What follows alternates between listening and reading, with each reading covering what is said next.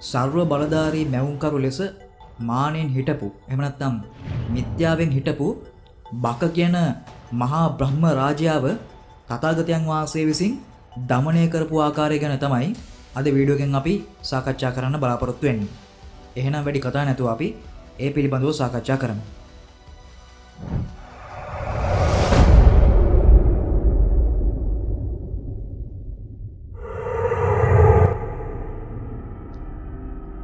බක බ්‍රහ්මයා කියලා කියන්නේ ඊ타මාත්ම දීර්ඝ කාලයක් බ්‍රහ්ම ලෝකයේ ජීවත් වූ මහා පින්බලයක් ඇති බ්‍රහ්මයෙක්. ඔහු තුල සස්සත දිට්ඨිය හේවත් සියල්ල සදාකාලිකයි කියන වැරදි මතය ඇතිවීමට ප්‍රධාන හේතු කීපයක් බලපෑවා. ඔහු රූපාවචර බ්‍රහ්ම ලෝකයක කල්ප ගණනාවක් ජීවත් වුණා. ඔහුට පෙර හිටපු බ්‍රහ්මයන් මරණයට පත් වෙනවා නැත්නම් චුත වෙනවා ඔහු දුටුවේ නැහැ. ඒ වගේම තමා මීට පෙර හිටියේ කොහෙද කියන එකත් ඔහුට අමතක වෙලා යනවා. මම මෙහි පැමිණි දවසක් මතක නැත. මම මින් පෙර කොහෙවත් සිටි බවක්ද මතක නැත. එබැවින් මම සදාකාලිකයි. මේ ලෝකයක් සදාකාලිකයි යනුවෙන් ඔහුම තීරණය කරන්න පටන් ගන්නවා. තමාට එහෙලින් තවත් ලෝක ඇති බව හෝ තමාට වඩා බලවත් අය සිටින බව ඔහු විශ්වාස කළේ නැහැ. මම තමයි මැවුම්කරු.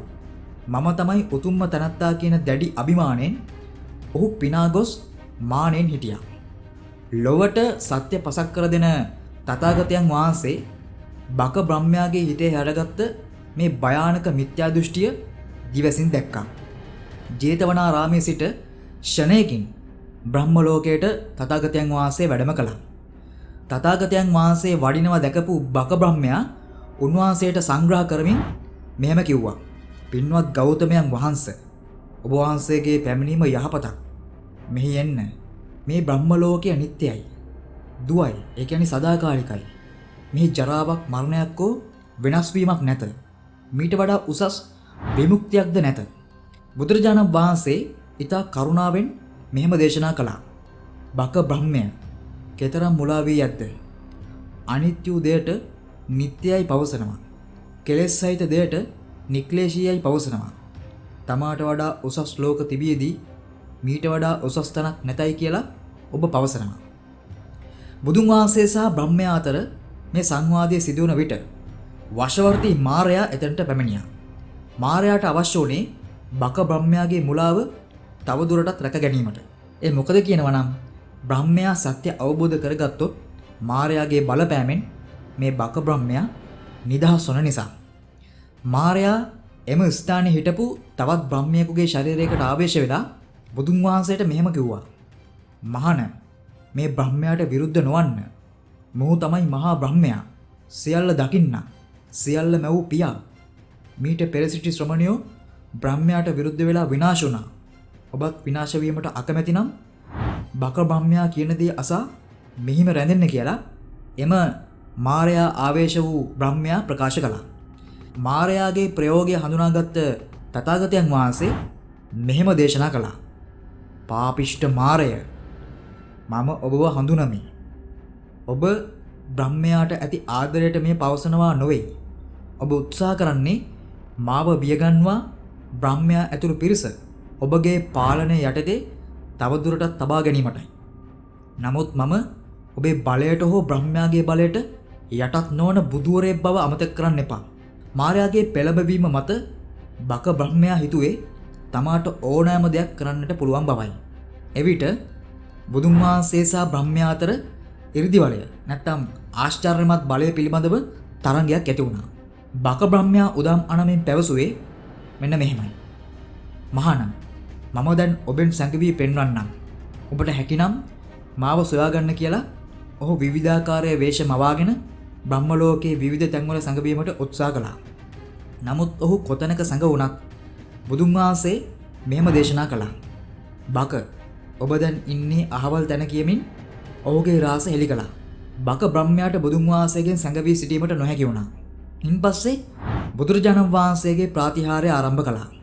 ඉන්පසු බුදුරජාණන් වහන්සේ මෙසේ දේශනා කළා. බක, දැන් මම සැඟවෙන්නම්. ඔබ මාව සොයාගන්න පුළුවන් නම් කියලා බුදුහිමියන් නිරෝධ සමාප්තියට සමවැදිලා මුළු බ්‍රහ්ම ලෝකයටම උන්වහන්සේගේ කටහඬ පමණක් ඇසෙන්නට සලස්වා ශරීරය නොපෙනී සිටීමට සැලැස්සුවා. එහි ප්‍රතිඵලයක් වශයෙන් බක බ්‍රහ්මයා ඇතුළු සියලු බ්‍රහ්මයන් මුළු බ්‍රහ්ම ලෝකයේ පුරාම තථාගතයන් වහන්සේව සෙවුනමුත් බුදුන් වහන්සේ සිටින තැනක් සොයා ගැනීමට නොහැකි වුණා. මෙහිදී බක බ්‍රහ්මයා තමාට වඩා බලවත්, තමාට නොපෙනෙන ලෝක පවා දන්නා උත්තමයෙකු තමා ඉදිරියේ ඉන්න බව වටහාගෙන දැඩි ලෙස නිහතමානී වුණා. බක බ්‍රහ්මයාට පවා අමතක වෙලා තිබිච්ච ඔහුගේ පෙර ආත්මයන් තථාගතයන් වහන්සේ විස්තර කරා. ඒ මෙහෙමයි. වරක් ඔබ තාපසවරයෙකු සිටියේදී කාන්තාරයක මම්මුලා වී පිපාසයෙන් මරණයට පත්වෙන්නට ගිය වෙළඳ පිරිසකට ඔබේ බලයෙන් ජලය මවා දී ඔවුන්ව බේරාගත්තා. තවත් වතාවක් ගමකට පහර දී මිනිසුන් පැහැරගෙන යාමට ආපු සොරුන්ව ඔබ බියගන්වා එම මිනිසුන්ව බේරාගත්තා. තවත් අවස්ථාවකදී ගඟක් පිටාර ගලා මරණ බියෙන් පීඩා විඳි පිරිසක් ඔබ එතර කළා. තවත් අවස්ථාවකදී පෙර බුද්ධ ශාසනයකදී ඔබ මහානදම් පවා පිරුවා. බක මේ පින්කම් වල බලයෙන් ඔබ මේ බ්‍රහ්ම ලෝකේ ඉපදුනා. බුදුන් වහන්සේගේ මේ අසිරිමත් දේශනාව සහ තමාගේ අතීතය ගැන ඇසීමෙන් බක බ්‍රහ්මයා සම්පූර්ණයෙන්ම කම්පණයටපත් වුණා. මම සදාකාලිකයි කියන වැරදි මතය ඔහු එසැනින් අත්හැරියා. තථාගතයන් වහන්සේ වදාළ චතුරාර්ය සත්‍ය සහ අනිත්‍ය ධර්මය අවබෝධ කරගත්ත මේ බක බ්‍රහ්මයා බුදුන් වහන්සේගේ ශ්‍රාවකයෙකු බවට පත් වුණා. බක බ්‍රහ්මයා දමනය වූ බවත් ඔහු සත්‍ය අවබෝධ කරගත් බව දුටු මාරයා තමාගේ උත්සාහය ව්‍යර්ථ වූ බව වටහාගෙන ලැජ්ජාවෙන් යුතුව අතුරුදහන් වුණා. මෙම තොරතුරු සඳහන් වෙන්නේ බ්‍රහ්ම නිමන්ත්‍රණ සූත්‍රය තුළ. ඉතින් ඔබ මොකද හිතන්නේ? ඔබගේ අදහස් අනිවාර්යයෙන්ම පහලින් කමෙන්ට් කරන්න අමතක කරන්න එපා. ඒ වගේම තාමත් අපගේ යක් ප්‍රොඩක්ෂන් YouTube නාලිකාව subscribe කරලා නැත්නම් subscribe කරලා bell සලකුණ ඔබන්නත් අමතක කරන්න එපා. ඒ වගේම මේ වටිනා වීඩියෝව අනිකුත් අයට දැනගන්න share කරන්නත් අමතක කරන්න එපා. එහෙනම් අදට අපි සමුගන්නම්. ඔයාලා හැමෝටම තෙරුවන් සරණයි.